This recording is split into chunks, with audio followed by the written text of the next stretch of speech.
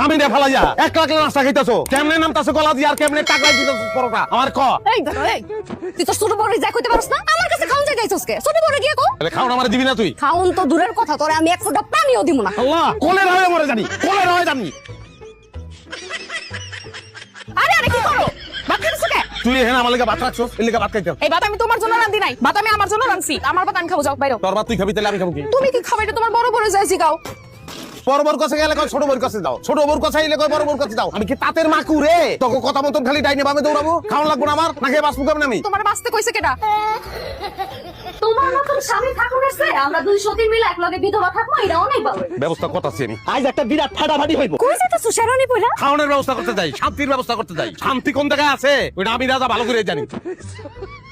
তুই যেহেনে যেই অবস্থা আছস ওই অবস্থা দৌড় স্টার্ট কর। তুই আয় আমার লগে দেখা করবি, যদি মাই খাইতে না চাস তার চালি যায়। কি ভাই একদম শেরনি পরে ঘুরতেছো? তুমি ভাবি মিলে খুব আদর যত্ন করতেছে তাই না?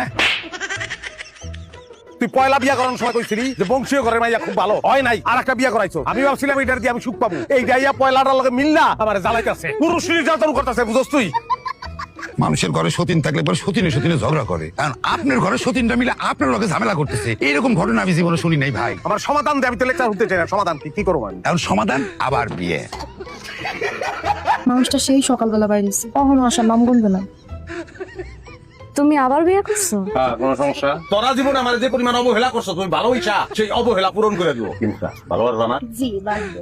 চলো ঘরে চলো। আপাদের একটু সালাম করি। ভদ্রতা শিখ।